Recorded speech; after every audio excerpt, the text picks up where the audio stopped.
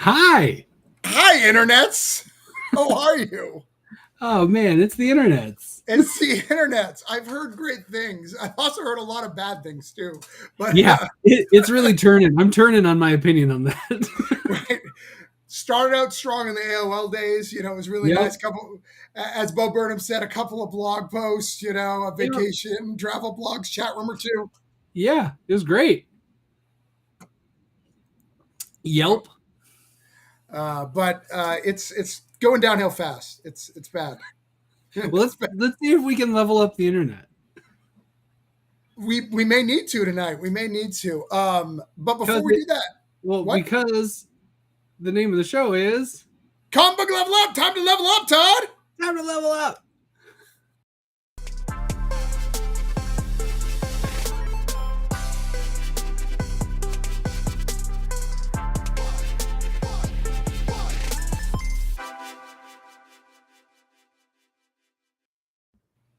I didn't notice it till today, but one of the times when the angle comes this way, if you read it quick, it reads like comic book beef. We only air our grievances on this channel. Yeah, that's what we do. That's the B side. Right. So, good comic week. Probably because Coins of Judas 2 came out, but there was other books too that I heard. Was there? There were other books? I only read that 14 times. So I read. It's nice. I read that Nightwing 101. That's it. Yeah, that was it. That's what you need this week. Which was really Teen Titans #1, is what I've decided. It's good. It was great. I loved it. But lots of good stuff. Todd, you're leaving already. You already peed and got a drink, and he's already abandoned me. Guys, right here. If you're in the comment, please let us know that you're here. Oh, you're getting your stack. Well, I was just going to grab a specific... I got 14 copies of Coins of Judas. That's why there's so many books there. Did you really buy 14 copies? No. Oh. I'm not crazy. There is other things. Coins of Judas. There it is. There it is. Yay! I got the A cover because I asked for the B cover. I think they put it on the shelf, and I think it's gone. Well, yeah. I mean, it's a good cover. It was a great... The B cover is super cool, too. I don't have it yet because I haven't got my comps, so hopefully I'll get it. She-Hulk, that was really good this week. That came out too. That's really good. Did you read it? Uh-huh. The art quality I felt was super down though. That must be a new artist or something. I don't know. Really? I guess look at these fancy Coins of Judas I got. It's just different. Ooh. Such fancy. And one shiny. They're also, it is funny that you said, given our guest, it's funny that there isn't any other books that came out this week. What, like this one?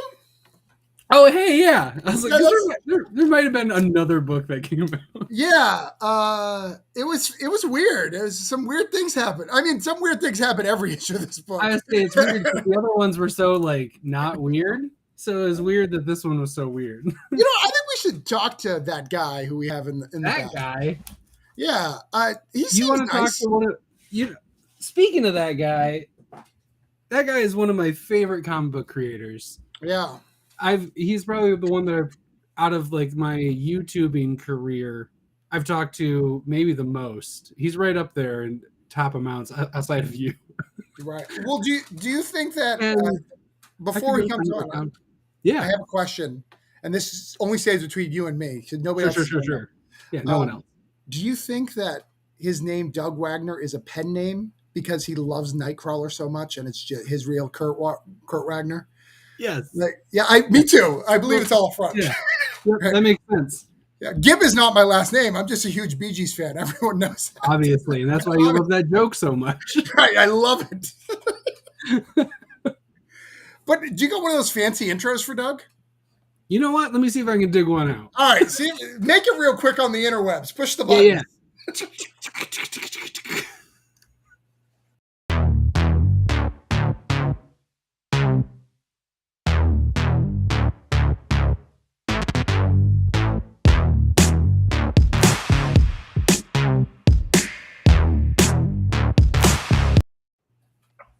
Oh, shoot. It's Doug Wagner. How are you, Doug? Hey, guys. How's it going? Good. happy to have you on here. I What are you apologize. We have to banter.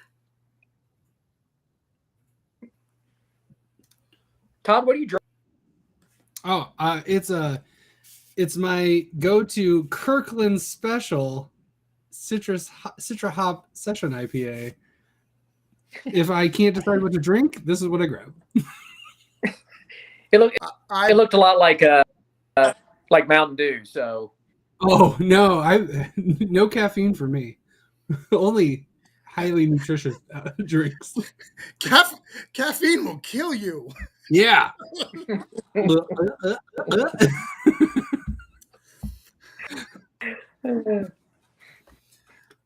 So welcome, Doug. Welcome to Comic Book Level Up.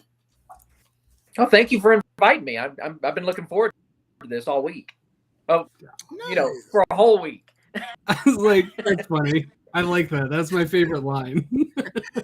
So Sunday he was super excited about it, and half of today. Yep.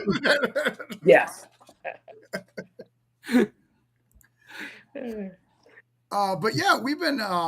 So before we get started and like go deep dive into your career, I wanted to tell you a little story about you. So you did a little podcast here in Brevard County for, I think it was for Plastic or Ride when it came back around the second time. And Jonathan Hendrick was there.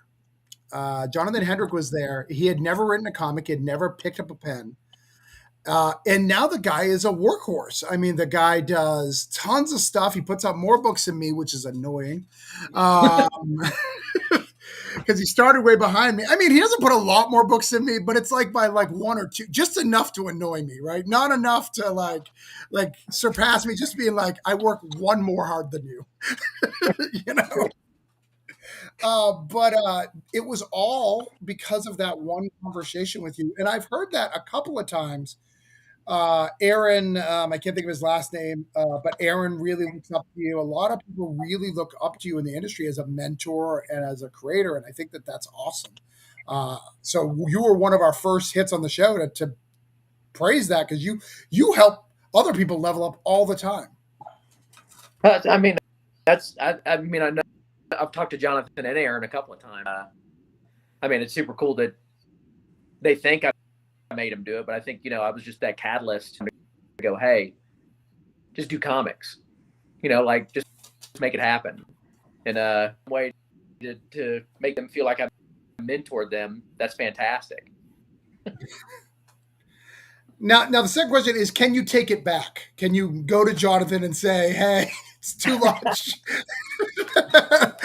slow it down. Yeah.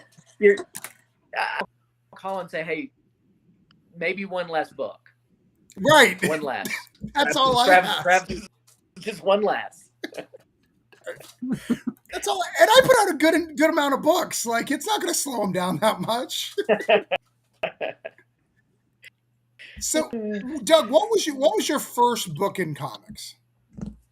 The first one I wrote? Yeah. That was Ultra Force. I believe it was Ultra Force. Number 4. What is 4? Yep, there it is. Yep. Wow. What? Malibu and the black, that was at the Marvel, like, hey, we're going to use these characters with a little Black Knight on it. Yeah.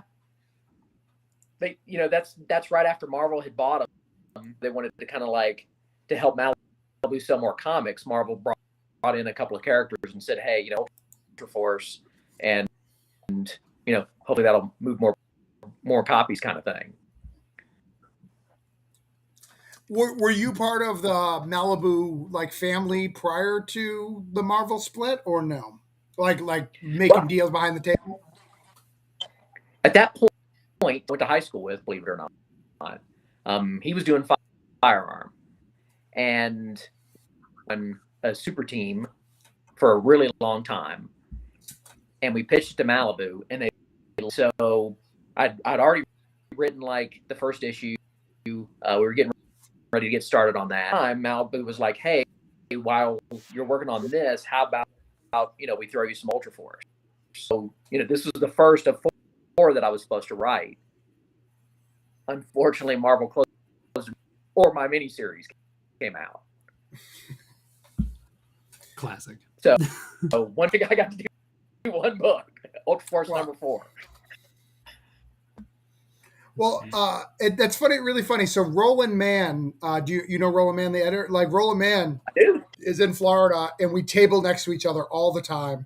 And you don't even know how many people love Malibu, like who come up to him and have him sign Malibu stuff and just love that whole shebang. I don't get it. I read the Gambit Night thing, and I like the Badger because, it had cool cutouts.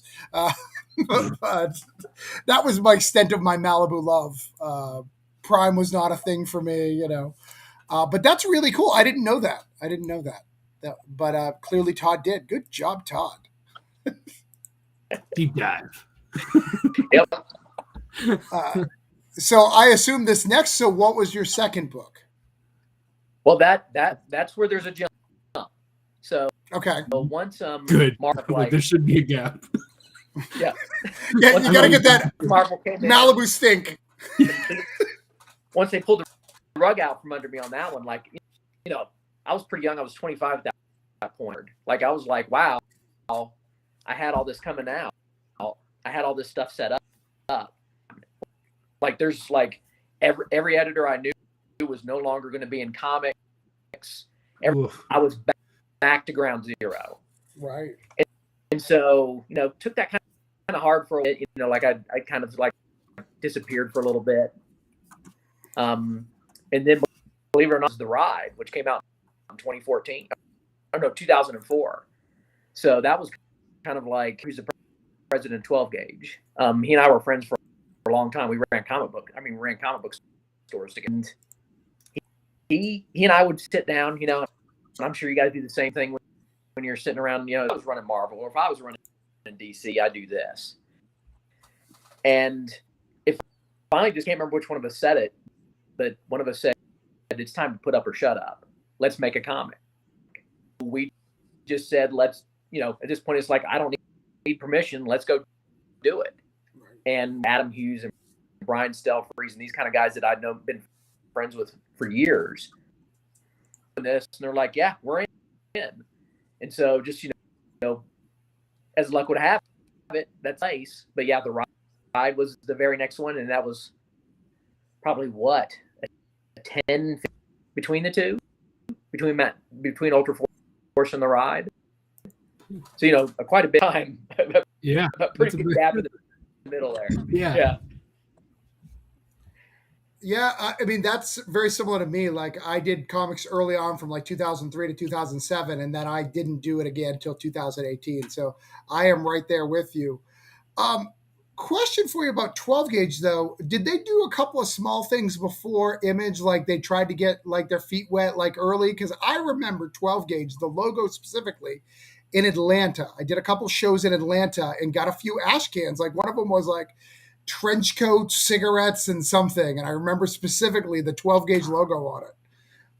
I'm trying to remember what. No, I mean, 12 Gauge didn't do anything.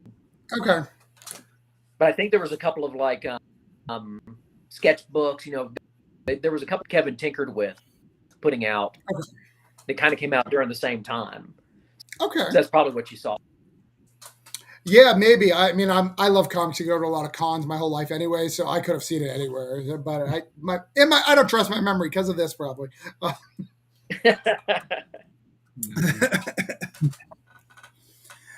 So everyone loves The Ride. The Ride is a great book, especially me. I'm a crime guy. 100 Bullets, all that stuff. So The Ride, I was all in, loved it, was so happy that it came back in 2022.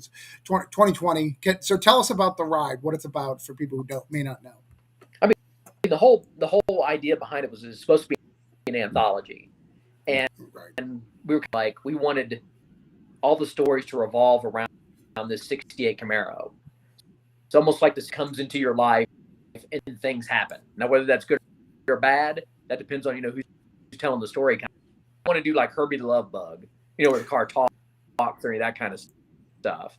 But it was just like, hey, stories, but we wanted it to be all centered around the 68 Camaro. So it has to be somewhere in the. So that way people can come in and just write whatever they wanted to write as far as the story was concerned, you know, in a certain time period. Right. So that's, you know, I mean, I know it sounds crazy, but that's, you know, premise behind the book. I love it. I that's what I've been saying for years. The silver coin ripped off the ride. Yeah. I don't know if that's true. I mean, you know, anthologies that did things, you know, around an object before us. So, you know, I can't say. No, it's cool. I like, it's a good concept, and yeah, especially for trying to start something, it makes it easy to bring people in and have something, and you get these unique ideas around. It's really cool. I dig it a lot. Well, and you got the ride like right off the gate into Image, right? Like, no, or did it not start in Image? Oh no, it did start at Image. Yep. Yeah. So I mean, you right out of the gate, you're starting at Image, which is such a cool ride, such a different experience than everybody else, right? They all have these small publishers or, you know, books we've never heard of in some weird dollar bin that Todd can't find the graphics for, and we have to ask them for. You know, give me a picture. It's this big. Right. Right. Blow it up, Todd. Make the internet's work. Make it bigger. Make more pixels.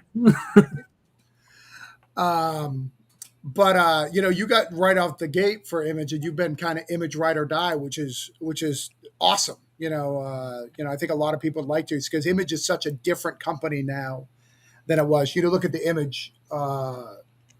Every month in Image, there's like one new press person, and the majority of the people there are all people who are doing stuff at Marvel, DC, been doing stuff. You know, they're it's not what it used to be, where I don't know who the hell these people are. Pick it up because it has that eye, right? Right. Well, we just got lucky there. I mean, I think most of the deal there was we had artists at that time. So I mean, you got Adam Hughes cover, you got Brian Stelfreeze and Kelly Hamner in the first issue, Georges Genti, Dexter Vines, and Jason Pearson in the next issue. So I think when you have that kind of line, it had nothing to do with me. I think Eric looked at it and went, "Oh my God, look at the lineup," and we did put together a fantastic pitch. And I stayed up to like 4 o'clock in the morning. This is back in the day when you printed and stapled your. So this was like in a copier, making it look perfect, like going, you know, trying to figure out how to do this thing that Eric would like it, and then we put it in an envelope that we handmade, and we put it as the way to seal the envelope, an actual key. And so we sent that in. And so I was having the lineup that we had artist wise. I think that, you know, I mean, I think Eric was like, yeah, this is a no-brainer. Yeah, especially Eric being such an artist heavy guy, you know, artist that's where his focus is. Interesting. Any more questions about the ride, Todd?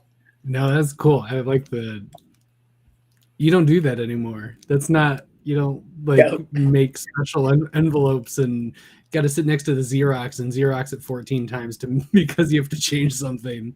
And that's great. I love that. Now, and back in the day, and correct me if I'm wrong, because it's only hearsay. I've never actually did it. You know, it was a lot riskier back then, right? So when you submitted to Image, like you were on the hook for all the print and everything because they didn't have the capital like they have now to pay, and they still don't really, but you had to pay for this much print run. All that had to come out of your pocket. Maybe it still does. And then you get paid on the back end. So you have to figure that out. Yes, of course, you use the Image printer, so it's way cheaper than what, you know, I would get from mom and pop. But is that the way it still is, or is that just the way it was then? Or I know for some here, Rick Remender, I think those guys kind of get like a pass, you know, and get budget. That's not where I sit yet. So yeah, for me, I'm still on the front for everything. So, you know, the artist, the colorist, the writer, you know, I mean, the letter bill, you know, the solicitation fee, all that stuff, still kind of like I'm on the hook for that. Right. Wow, that's crazy. It's so weird, especially when you think of Image. You know, it's supposed to be this open door of level, but really you need a heavy skill set, knowledge set of not just the comic book making, but like the back end of the the business of printing and all that stuff as well. Well, Cost I per think, unit. yeah, I think one of the benefits to that is you have Eric's, just about as good as anybody possibly can. And so he's not going to publish a comic that he thinks is going to lose you money. Yeah. So, you've got to kind of, here's what I'm thinking, and he'll look at it and he'll go, he'll either, give you the yes or no. Is Doug going to owe me money at the end of the month? Because I don't want Doug to owe me money. And so I think everything I'm putting out is at least going to break even. Right. And so that, to me, at the end of the month going, hey, Doug, sorry, you didn't make enough money. You owe me $3,000. I got artists and other people I got to pay. I don't have enough money left over for that. So, there for Eric. And that's why it's like a lot of people are like, well, I don't understand why he doesn't approve everything. And I'm like, because he doesn't want to be sending everybody a bill at the end of the month. Right. And I think Image has learned over the years the exact amount of books that they can put out that people will buy, because there's comic stores that will buy everything of I, right? Everything of I. If you put too many of those out, they'll stop buying all the things with the I on it. So let's reduce it so everyone gets everything with the I. Yep. Some of them do better than others ones with the I, but they'll all be in the shop. So interesting. So from there, you did a whole bunch of little things, right? You've got the Witchblade Red Sonja, you've got the Arkham Origins, or was there stuff in between that I'm missing? Well, there was a ton of stuff that was DC custom. Okay. So obviously Witchblade Red Sonja wasn't, but DC custom I did. What was fun about that is I got to work with like the NFL, the CW Network, like all these. Now nobody ever hears of it, right? Like, hey, you did a comic in a cereal box. So yeah, like that was fun. Did you? But yeah, yep, there it is. Yeah, you laugh. We're making a joke about it, but I was listening to a Josh Williams thing, and he loves them. Like he would do them now. Yeah, he loves them. He said it was his favorite part of his career. He had because all the regular pressures of DC was just stressing about. They're like, here's some cereal box stuff. Can you do this on your hiatus? Because he was gonna quit. And he's like, oh, this is what I love about comics. I love this idea too. I think it's great and worthwhile, and that's why I grabbed this, because I'm like, if he doesn't mention it, I'm going to ask about it, because I'm really curious. It's got to be different. The process has to be different for a serial comic box than something that's on the comic book shelves, right? Like, at least in terms of what you're doing with it.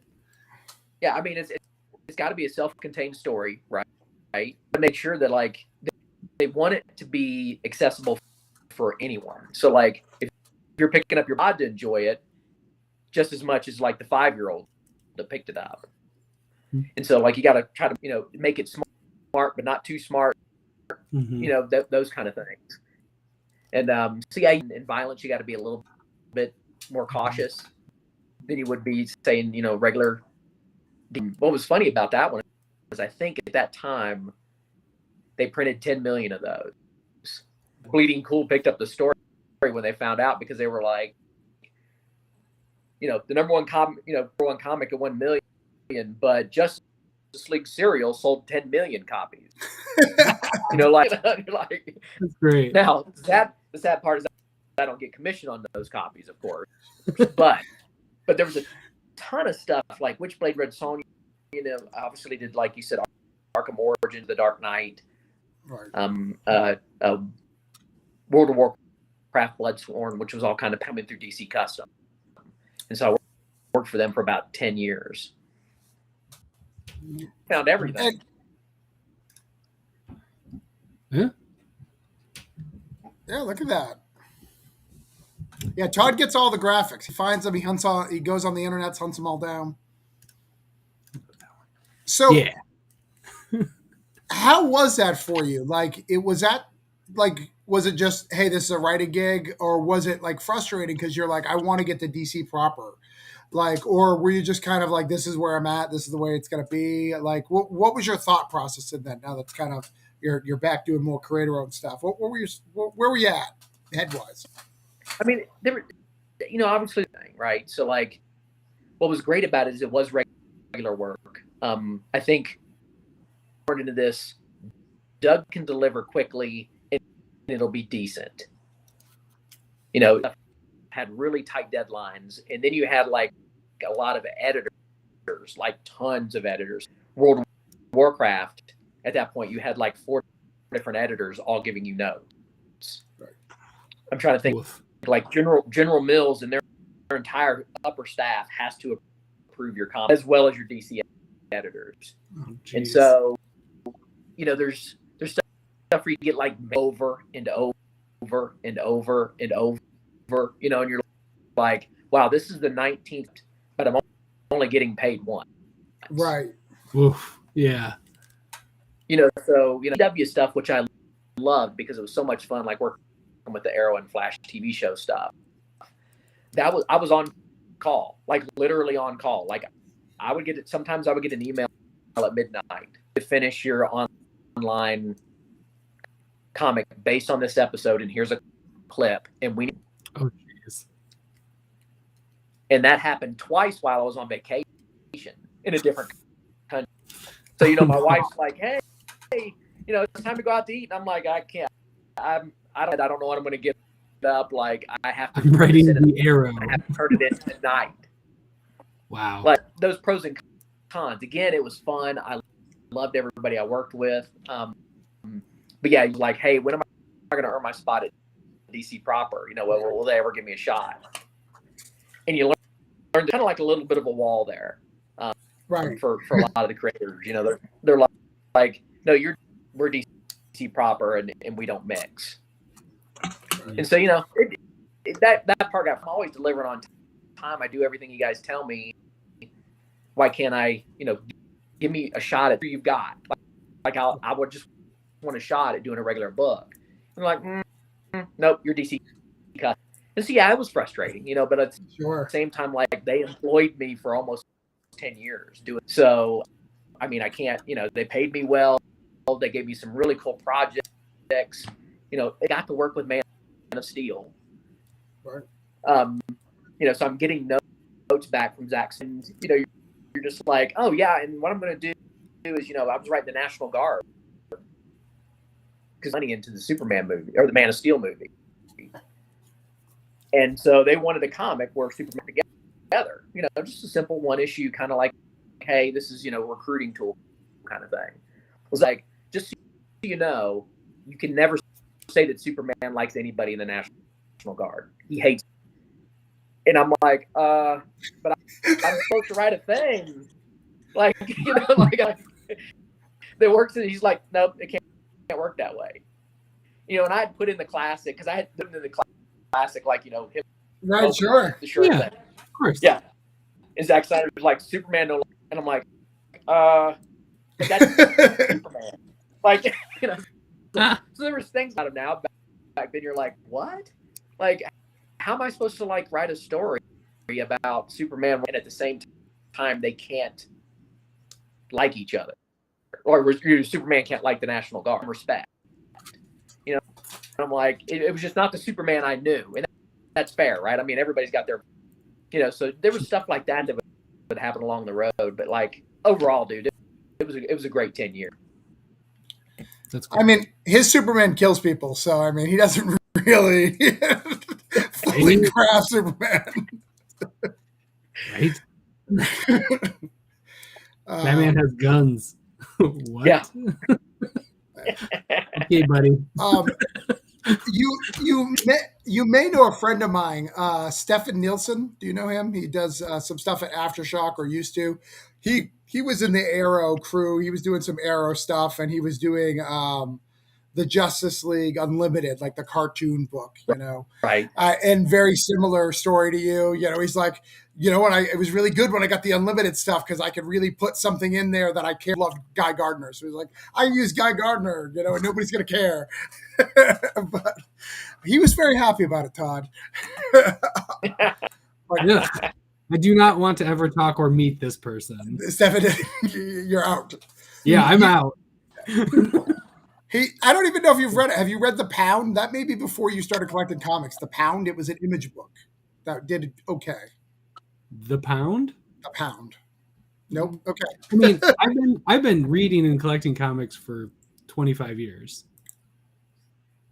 It was still. I'm just saying, I just didn't read that. Before my time, I just didn't read that. Before our time is irrelevant.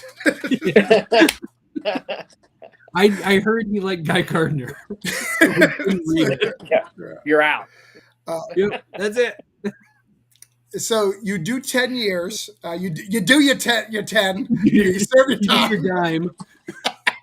You got to do your dime at DC. Right.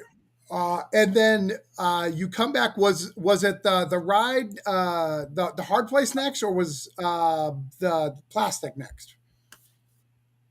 I think plastic came out before the. Plastic was August 2017. Hard Place was November 2017. Okay. They were really close. Yep. Well, I think both of them, like, I think the Hard Place was done. Sure. But done. So and for you, yeah. So it's Hard Place with Nick for a while. And then, Daniel and I had come up with, loved it, and wanted to lead with that one. So we did plastic first, and then followed it with the Hard Place. So was your original plan for plastic to be one and done? Did you want it to be an ongoing? Did you want to do the vinyl and all the other stuff that you did first? Or was it really just doing one and done? Honestly, yeah, it was kind of a one and done because we didn't think he'd do comics again. So, love it. Loved it. I feel that. Yeah. Well, that's probably it. We had people whispering in our ear, like, don't do this book. It's going to ruin your career. Amazing. And so, you had that kind of like done. Nobody's going to read it. We just happened to be lucky that, like, Eric loved it out of the gate, that he loved it out of the gate. So we kind of felt good about that, but we didn't expect it to take off the way it did. So, yeah, at that point, it was just this, and, like, maybe people will forgive us. Maybe nobody will ever read it, but we have to do it. But it's such a classic story. How could they not get on board? I don't understand. Man, nobody writes love stories like you. Go to show. Yeah. No one does. They don't. They definitely don't. 100% fair. Right. But I mean, dude, like, I'm at cons all the time, and at one year a guy came up and was asking me what plastic was about. And so I just said, hey, serial killer sex doll. And apparently he tried to have me thrown out of the show because it had a sex doll in it. The serial killer part's fine. Yeah, the serial killer part was fine. Sex doll was over the line. Yeah, so it's just one of those. When we came up with plastic, we thought like it was not only going to be one and done. We thought we were going to be done. Like it was like, oh yeah, we're out. Like. It had been quite the mic drop for that to just be like, and that's the end of the career. Here's plastic. Goodbye, everybody. If you don't love me at my cereal, you're gonna love me at my plastic. Yeah.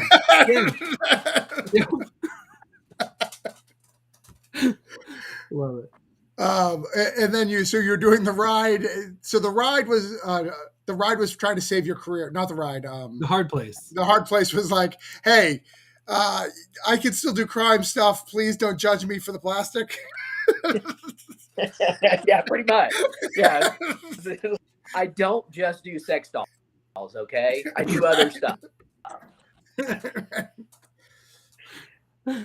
Though a book about a sex doll and The Hard Place being your follow-up is probably not the best titles to keep going. No, well, I'm a fan, to be honest. I think it's great. But no. Keep going. I was going to say, people talk every time since we announced that you were on here. I don't know about Utah, but everyone was like, I love plastic. And I'm like, have you read vinyl? They're like, oh, I never got to it. I was like, what the hell are you talking about? If you love this, you're doing it wrong because it's right there. But I was gonna curious because I feel like plastic really lived well. It aged very well for just everybody. It's one of those books that I hear people going back on because I had the singles at one point and I don't know where they are because I remember hearing the premise and I'm the opposite of that one guy where I'm like, how do I invest in this idea? Because this is just freaking nuts. Let's go. Especially given what was coming out in 2017. It's just like this was uncharted territory for like the shop that wasn't behind the red curtain that I wasn't allowed to go into. Yep. And I feel like it's aged really well. I feel like people still glom out. Do you still have people mentioning plastic a lot to you and like saying like they just read it or like it just seems like it's got legs even 6 years gone? Yeah, I mean, you guys will understand this when you create something you don't know how it's going to do, right? You don't, you're something. Plastic is still hands down my best-selling book at every show. Every single show to people who have never heard of it. So, I don't understand, but it seems to, continue to do well, and people seem to still like it. That, I mean, we poured our heart into it. You just hope something sticks, and you poured a lot into it. I would say there's way more than heart, but there's a lot of heart.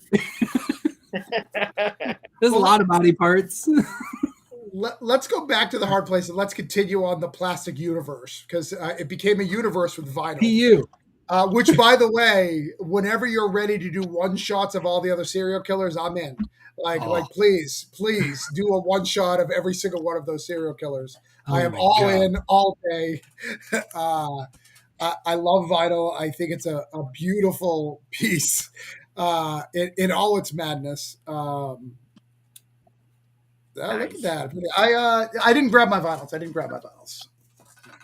And oh my god! And if you're a cover person and didn't get it, I really don't understand because the wraparound and wonderful. Like you can tell there was a lot of care put into the presentation on these books because I don't know how you see this and go like that's something I can skip this week. Yeah, Daniel killed it on those covers. Oh, it's so good. Yeah. Well, I think I blocked it because I had to rearrange, but because there it is. You can see it right there on my wall. Oh, there it is. Nice. I think photography. I have a big printer, so I do dumb things like use all my ink on comic book covers I love. I think vinyl was a very good piece. I think it was a lot of fun, and it definitely showcases. So one of the things in my prior marriage, my ex-wife loved Dexter, and I could never get behind it because I've read so many comics. Like the good guy serial killer, like that means nothing to me, right? Like you're never going to inspire me with that. I've read The Punisher; it's fine. So that insight didn't get to me, but seeing this and the heart you put into even these characters who, spoiler alert, some of them don't last very long. Like you could tell the detail and love for those characters. And I have never, there's very few books in the modern age where I'm just like, I need to know more about this universe. Because I read vinyl before plastic. So I was like, oh, plastic of the universe. I was like, oh, well, that's sad. That's there's none of these guys there. It's just in, love and consent. Like you could see the connection, but it's not like like in your face, right? But it has been wild. And then Plush. So the real question for Plush is, do you have an affinity more for furries or for cannibals? Like what really resonates to you? What really spoke to you? Oh man, I mean that's a tough one. That's a 50-50 to me. Like I mean, it's all fascinating to me. And I mean, it's funny because I had the idea for the furry part first, and I couldn't necessarily figure out how to make it work and for me. and a friend who's actually writing a historical cannibalism. And the second he said it to me, I went, "Oh shit, that's the guy has to be." There You it know, is. thinking about these giant heads, you know, and like and involving cannibal goes together. And so it was just like one of those magical like moments where you're like, oh, you know, like this is the way it should be. I love the romanticizing of figuring out like how to bring this plot together, like this magic moment, and then plush. And I love it.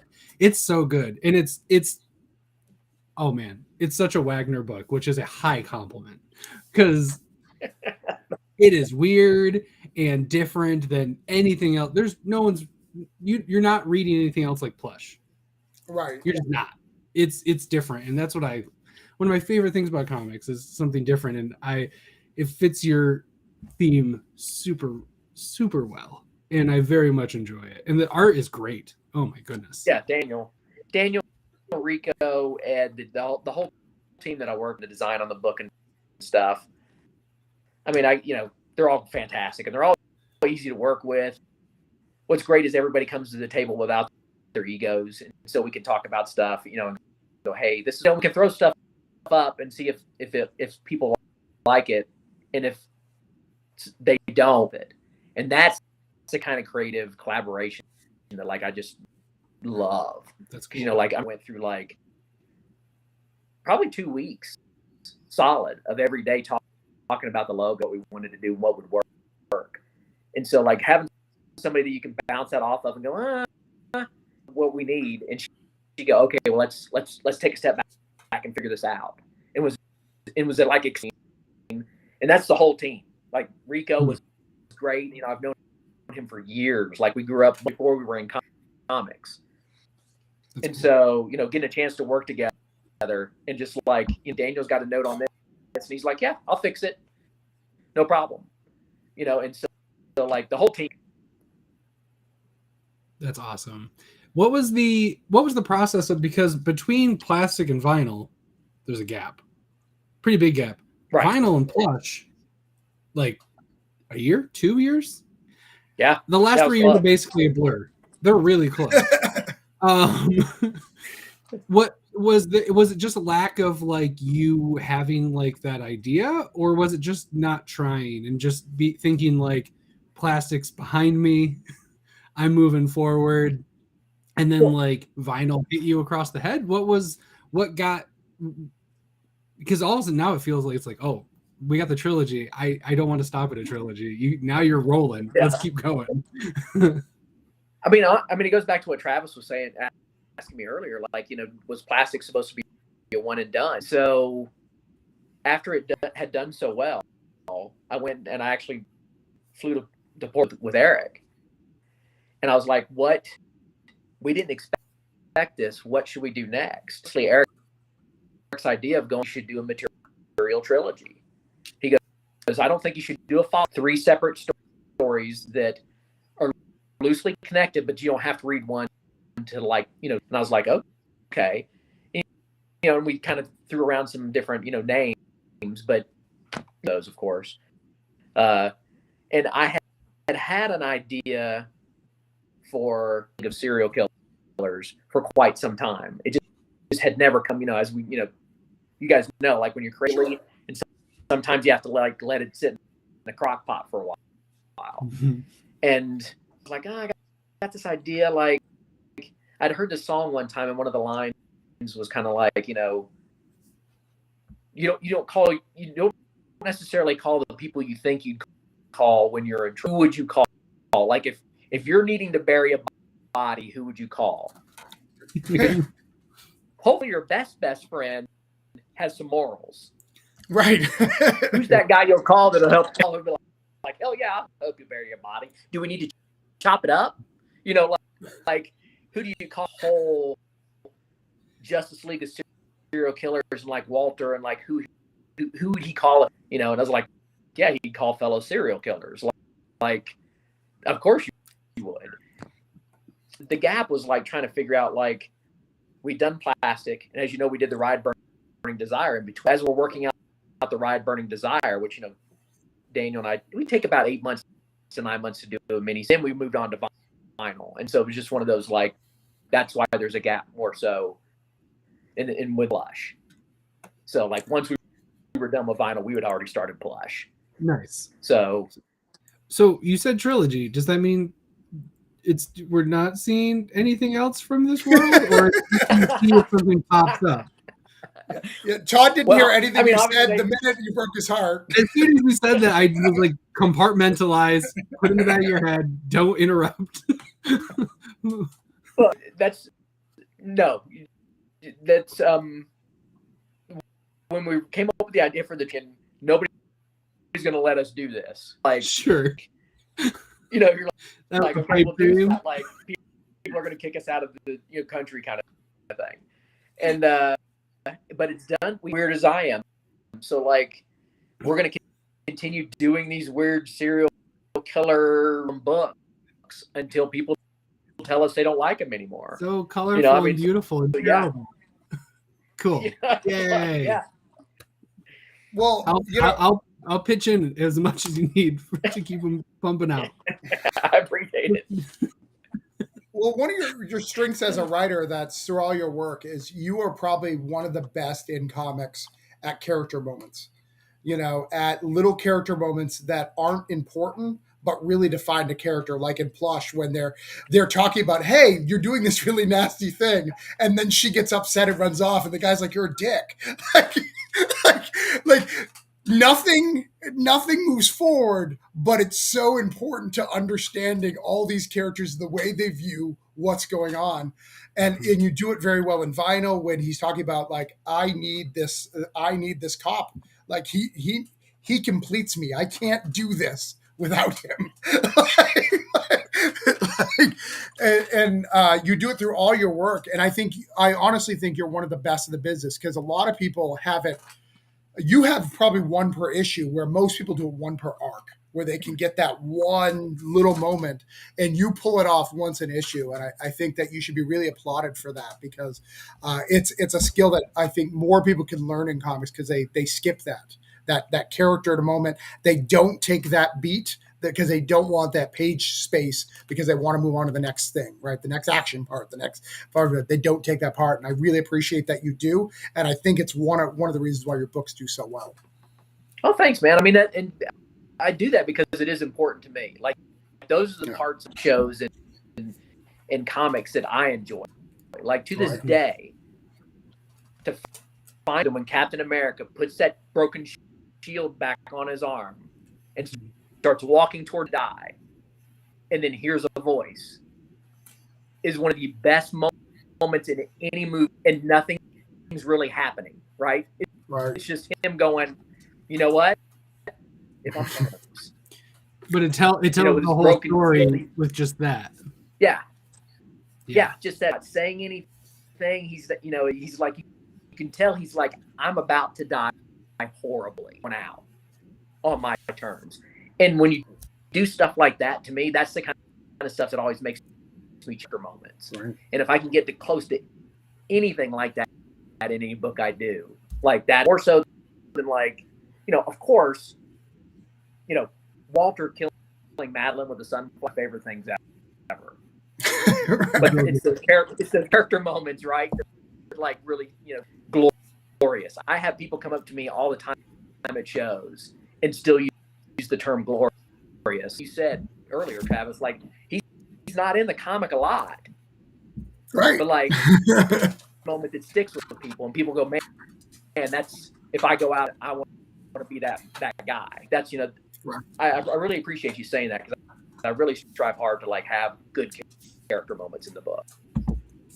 Yeah, no, I think it's good, and I think it's a good use of your space, because, like I said, most writers will just go over to the next thing, and they'll skip it to get to the next thing. And as a writer, and you being a writer too, like, sometimes you just have to do that. It sucks, because you don't have the page space. You got to break, you got 22 or 24. If you're indie, you get 24. If you're not, you get 22. If you're Marvel, you get 20, right? Like it goes backwards. You get less and less chance to do that character space. But I think every time you do it in your stuff. I think it always matters, especially in Yumi. I'll say it right today for you. Like Yumi, there's so many in this of character moments that I think are really good. Of just her and the Walkman, and and her and just here is who she is. Like when she's not being a badass and not being drawn by Holt Silver amazingly, because I didn't even know he's capable of this art.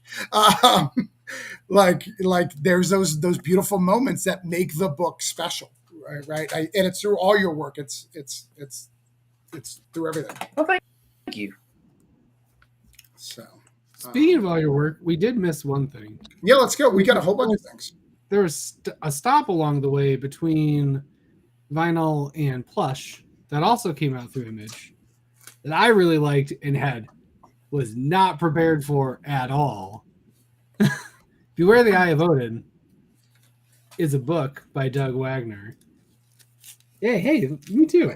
Yeah, I couldn't find my fourth one today. I don't know where it is. See, I got all four. See, I finished it. I read it. I just don't know where it is. Yeah, I read all four of them because I really liked it. But it's definitely not. I didn't read the synopsis. I didn't do anything. I was just like, Doug Wagner's on an Image book. Just put out my polls. That's all I need. And I was pleasantly surprised because I'm a big Norse mythology fan, not like Stoney Williams, big fan, but I like it. And your take is amazing. What was where did this come from? Yeah, that's an interesting tale. Tim and I always kind of laugh about it. He and I met. Ryan Otley had a drink and draw in Salt Lake, and so that's where I met Tim. And Tim and I are talking, and we realized we live like 2 minutes from each other. Well, hey, dude, if you're going to continue to come to these things, why don't we carpool and save cash? And Tim and I started carpooling. We figured out we like a lot of the same thing. Like if you talk to Tim, Ray are always a big thing for him. Us both talking about our childhood and those kind of things, and we just loved them. And then we started meeting once a week at a Taco Bell, comics. And then one day we're in the middle of this lunch, and he's like, I'm like, hell yeah, I want to do a comic together. And I was like, but I have no idea what fits your style. Just Vikings. I mean, just like that, just as quick as you could say that. And I was like, I'm in. And so we were going to do a web comic, and that's we just started doing this thing that was supposed to be a 40 until we got carried away. It ended up being almost 200 pages.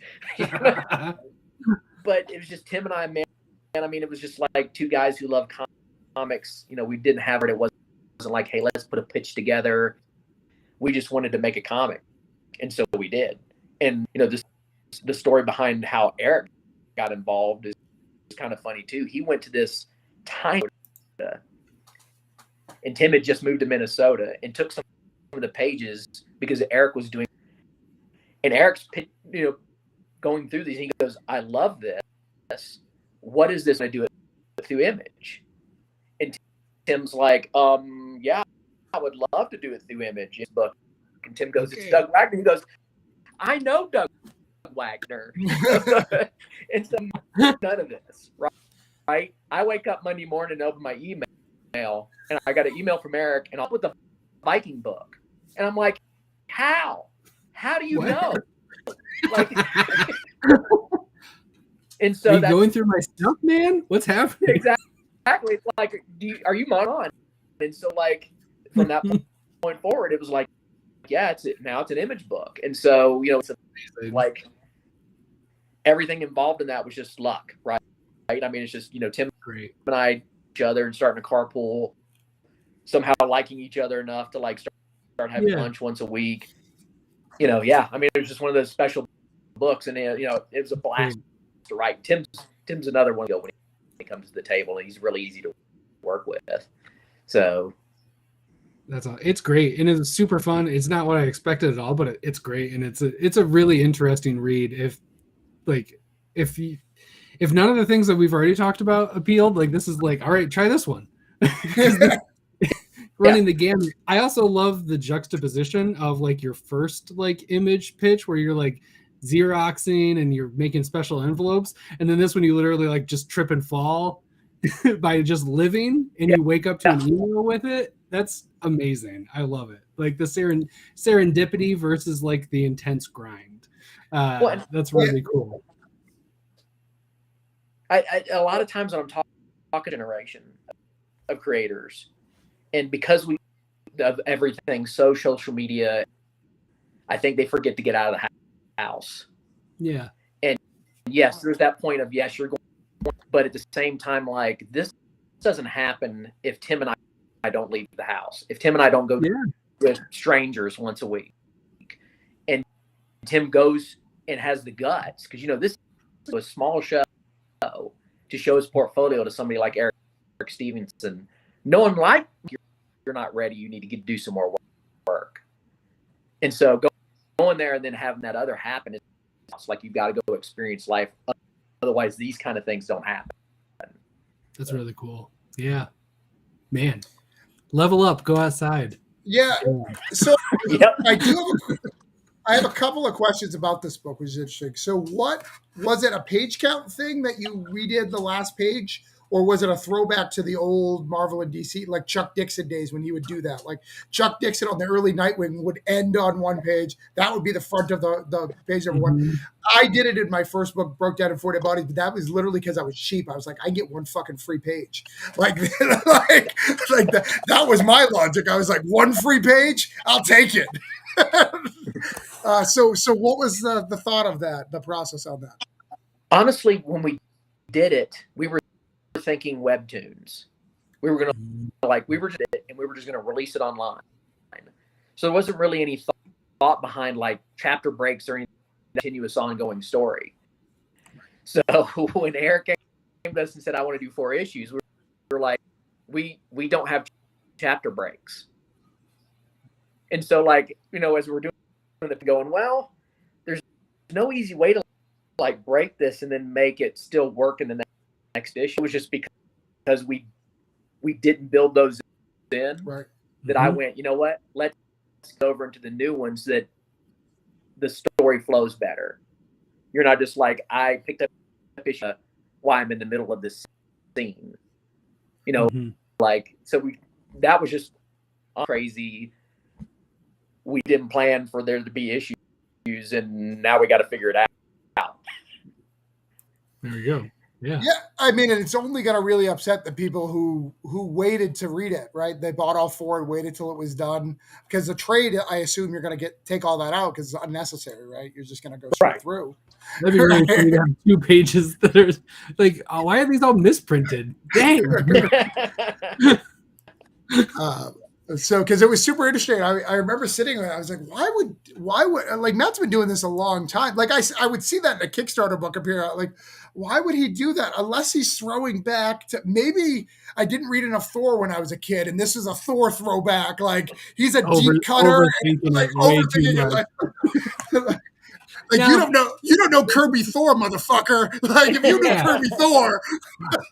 Jeez. Be a better Marvel fan, man. Right? Yeah. Well, it's funny because Tim did come, like, Tim's first idea was like, what if look like, kind of Marvel style, and we take a page or 2, and I went, I'm not gonna lie to you, I never read those. Like, I just, I think most people are like me. So like, if we put like a whole page of text that happened in the previous issue, I think people aren't gonna like it. And so this was just a happy accident. Nice. Yeah, the big text for miniseries is tough. I like it for like Spider-Man because I'm like, where was I? I haven't read this in 6 months, and like, what's happening? Cool. Thanks for the lowdown. I think this is a good way to handle it here. And then in trade, no one will know because they're reading it like the webcomic would have been. It's all at once. So their bookmark is the chapter break. And then it's on them. Yeah. Also, for someone who's leveling up, I will tell you, it worked very well for Broke Down. It got you a page every time. It's really good. Unlike that, Doug, I would actually change the lettering.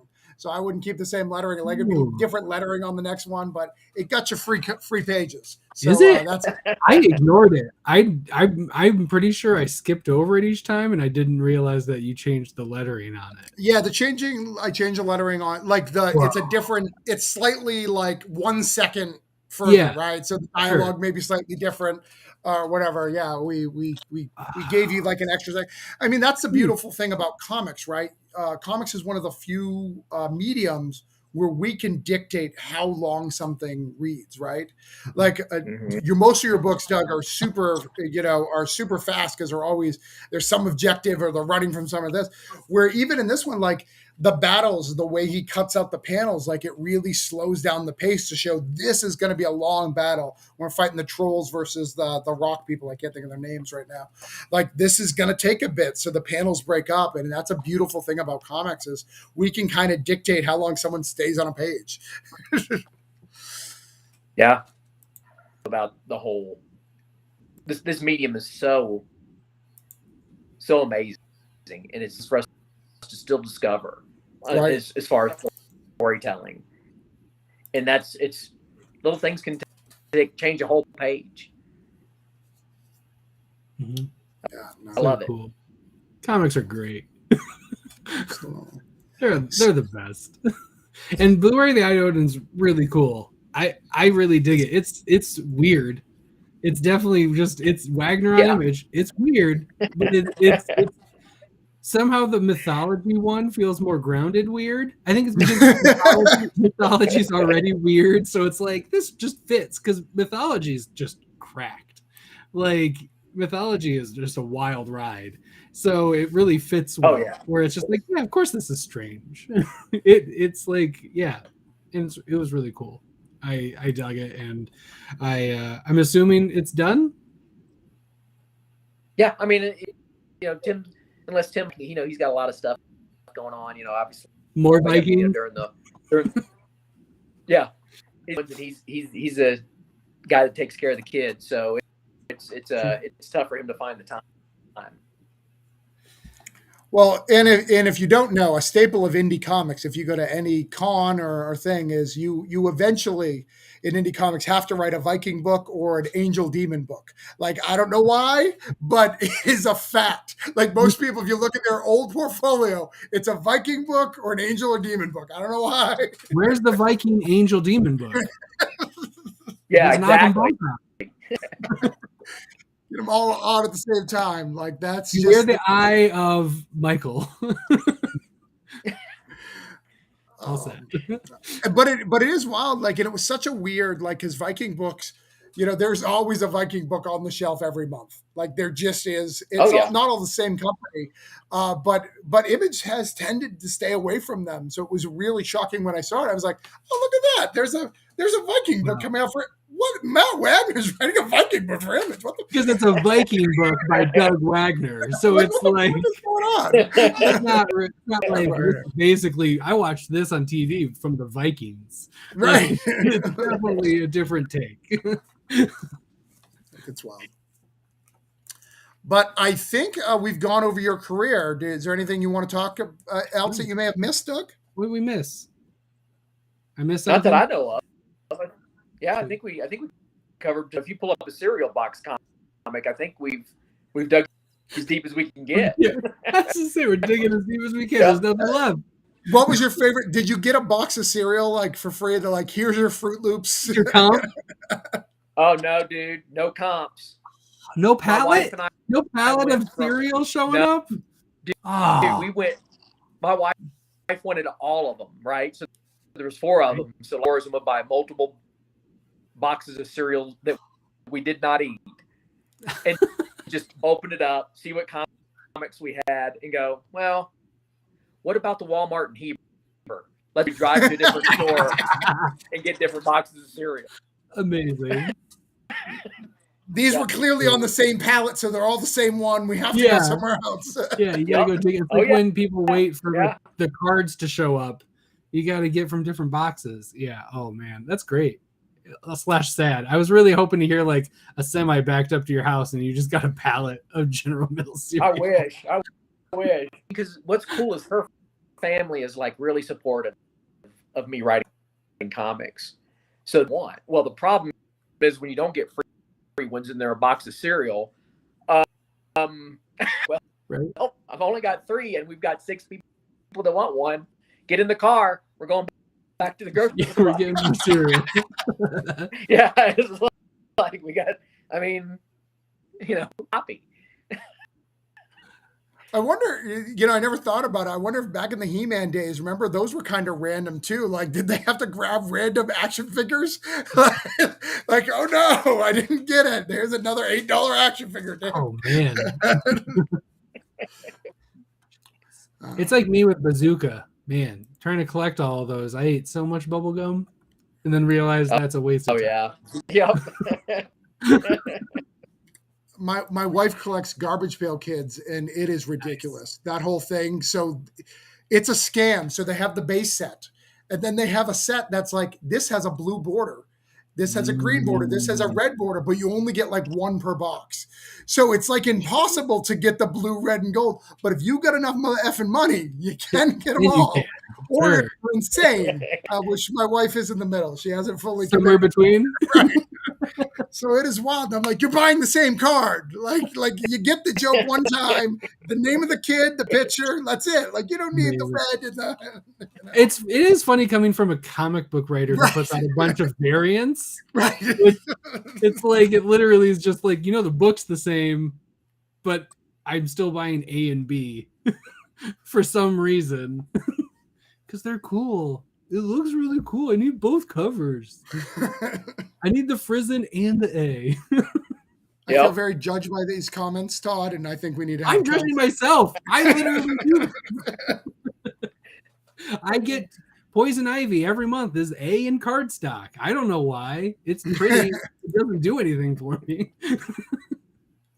My store has been really bad at getting cover A's for DC if you don't ask for them. So they're all the variants, and I love logos. Like, for some reason, like, without the logo, I stress out. I'm like, you can't just say it on the side. I need the logo. I need it. I don't care for virgins. They just default to the cardstock? Yeah, because they sell more of the B's and stuff, so they do more B's than they do A. It's very the difference. stressful. That's weird. We're A heavy. Yes, especially Lazarus Pit. Like, I'm like, these covers are great, but I want that cool Lazarus Pit logo. It is a cool logo. And they're all one-shots, which makes it just fun for me. I don't even know what's going on. Like, I keep buying them. I was like, I don't think these are connected. You're lying. Hopefully you kept them in order because you're not going to know how to read them. That's my issue. It's all one-shots. It's like, what order do I put them all in the box? What do I do? All right. We've gone through all your stuff. So we have 4 questions to ask you that we ask every guest. These are the 4 questions. Again, thank you so much for leveling up with us and giving some advice. I think you've given some great stuff on how image works and talking about your career and where you've got here. But we're going to ask you 4 questions that we ask everybody. So are you ready for them? I'm ready. All right. So the first one, what do you think makes you particular, Doug Wagner, stand out in the comics market? Whew. It always comes weird. I think I'm weirder than most people. And I think embracing that, it took me a while to embrace that because it was one of those things where it kept me out of the industry because I was so weird. And now it seems like it's the thing I should have been doing the whole time. Yeah. Embrace my weird. And I'm looking for uniqueness and weirdness at all times. And so I think that's what I love it. I literally at the last for the last Plush issue when I do videos at my comic book shop for them. I do that for them. And when we went over Plush, I was just like, Doug Wagner and Image, name a weirder combo, and you can't. It's like, it's the best. Get it and just move it along because it's just like, yeah, it's great and perfect. Yeah, no. Yeah. Are you going to be doing a lot of furry conventions in the future to really speak to that audience, or God, I hope so. And I love it. Nice. Like I it's what I love about comic book conventions, even like horror conventions, because I've been to a couple of those, is is there because they love something. Right. And it seems like everybody encourages you to love, and in a furry convention, it's like, be whoever you want to be. And that, again, me being the weird guy, like, they're like, yeah, be weird. You can be weird, cool. We love you for being weird. And dude, I mean, the furry community's one of the strong, be you. Yeah, absolutely. That makes sense. Yep, that checks out. Yeah, amazing.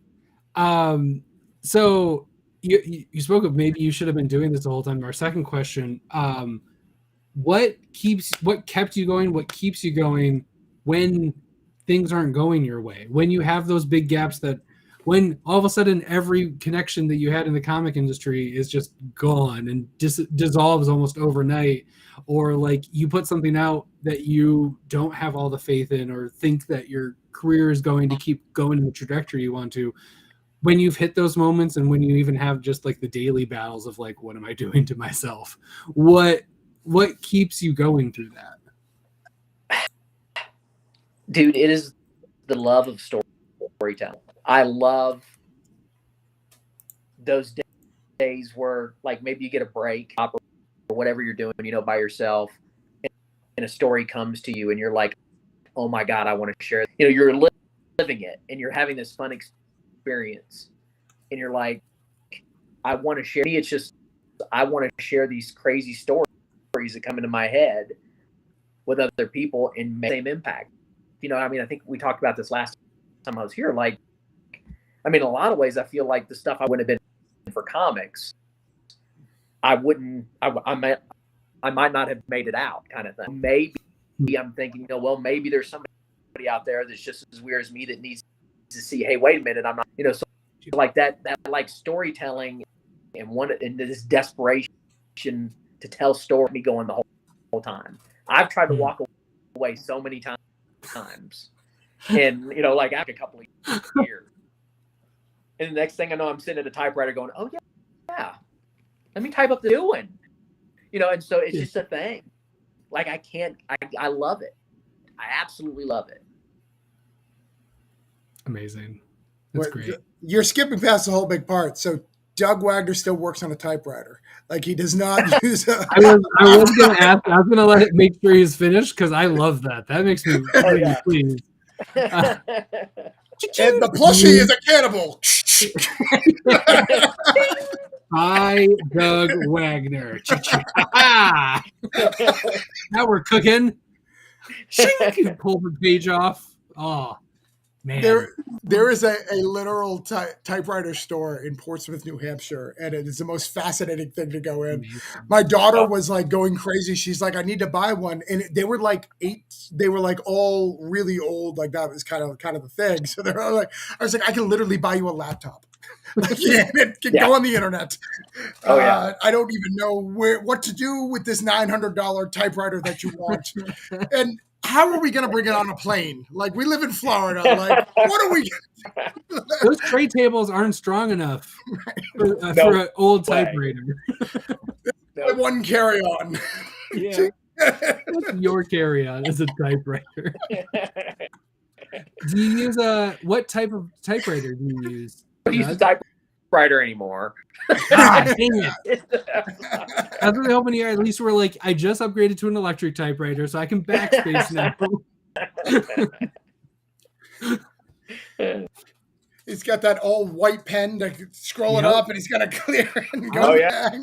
White out. That's good stuff. Oh, so good stuff. Good stuff. All right.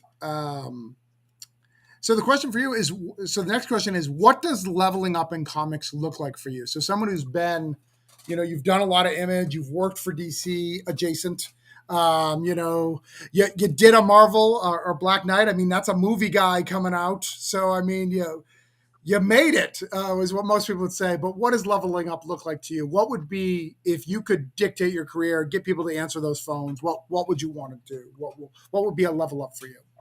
Oh, man, I think there's two parts to that for me. So, like, try to up my game with every miniseries I do. And, if you'll notice, like, even the way we told the story in the first one, like there's no double, well, there's plastic, and then there's double page spreads in vinyl, but we did them differently, and we're doing in plush. It's going to be different than what we did in vinyl. So for me, it's like always trying to find like telling a story, just even if it's small increments, like trying to be better at doing. Leveling up, man, that's a tough one. I mean, I only talk, I think, about maybe getting to the point to where we're accepted enough that we could do an ongoing. You know, because ongoing is really, really, really tough nowadays. People love miniseries, and it's tough to get them to buy into an ongoing.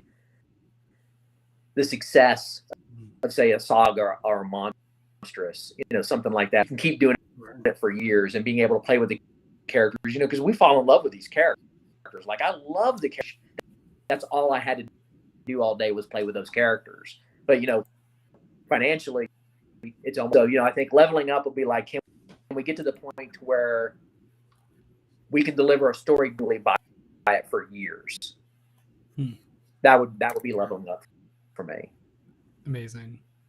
I really hope you level up, because I want the Doug Wagner ongoing. I want the 35 issue weirdness. Yeah, I want to see what happens when you're stewing with these characters for even longer, because you make do with like a handful of issues. It gets real weird. So, man, the evolution of them. Let's go. Which my final question would be, what would you want your next level up to be? And I'm counting what you just said to be that, because that's definitely your next step. Like, yeah, I don't see something in between those things. You're at that level where I won't be surprised when I hear about the Doug Wagner ongoing Image title that's coming out in 2024. I'm calling it here. Yeah. Yeah. Dana Black says loves the work. Yeah. Doug. Yeah, I think that's such an interesting thing, you know, and I think that's why Kickstarter does really well. Like, because if you've noticed, Kickstarter, people are getting to issue 6 and 7, and their fan base is growing lower. And I think it's because I think there's people who are interested in that, but I think that when you go to a comic store, if you miss an issue or you decide to like drop it, you want to trade weight now, I don't think they realize how much that hurts a creator, right? Like financially. Right, because you always get that 50% drop at issue 2, and then like so on and so on and so on.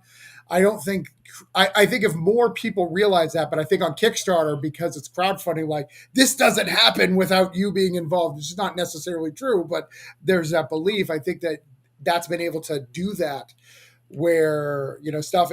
It's really interesting to me. Like I actually am kind of on the same path. I've done a lot of miniseries, and I realized that you know. It's because I'm afraid, like, but all my indie guys, all my greats that I inspire to, like Cerebrus or Stray Bullets, like they didn't give a shit if people were reading them. Just kept making them.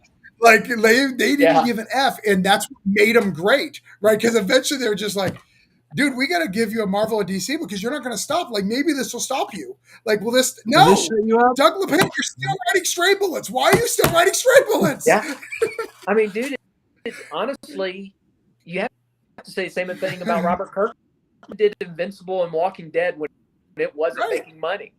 Nope. He's like, I don't care. Eric Larson. I don't think Savage Dragon made money for years. Yeah. Still going. Does not give an F. And that's a beautiful state of mind to get to. We just got to figure out how to get there, Doug. Yeah. So I know when you did this once, you said you had a plan for this. What's the direct market plan for this? Like this. Meditate on it. Is there a direct market plan for Yumi or no? Not currently. You know, it's one of those deals to where like we have to. There's a lot of moving gears in that one. So once we figured out the market for that one, it's just figuring out how that's going to work. So, you know, stuff. I just think I'd love to have more people read it because I think it's a lot of fun. I think it's Hoyt Silva's best work because I love Hoyt. I love a lot of his art, but I think that you brought out something in him and you showed his range in this just by what you did. Because I love it, you know. But he's got a little baby now, so he's probably not even drawing comics right now. It would be my guess. I haven't heard anything from him in a bit. Yeah, I think he posted online that like he was taking a break for a while, just to that's his top priority right now. He just doesn't have the time. You know what I mean? Dude, at 1 or 2 or 3 years old, I'm right. Yeah, it's spend that with the kid. Like, yeah, good for him for having that thought that you should do that. Right. Yep. Totally agree. Yeah. Amazing. But I think that is it. We are wrapped up. You have leveled up for those viewers, and Doug Wagner, you have leveled up. Todd, you've leveled up today. Yeah, I level up every time I talk to Doug. I went down a level, but that's because of other things I did this week. It's not your fault. Yeah, it's not the show's fault. Right, it's not the show's fault. I've been struggling to level up all week. It's only Monday though. I mean, we've got a full I say you've already de-leveled. That's rough, man. Sorry. Right. I mean, Doug's been looking forward to this all week, and it's Monday, so that's the week's shot. But thank you for coming on. We appreciate you, Doug. We will see you guys again in 2 weeks with mystery guests. Yes, mystery guest. So that'll be on the 13th of March and the 27th. So we'll have another one on those dates. So be excited. It's going to be exciting. Thanks a lot. Bye.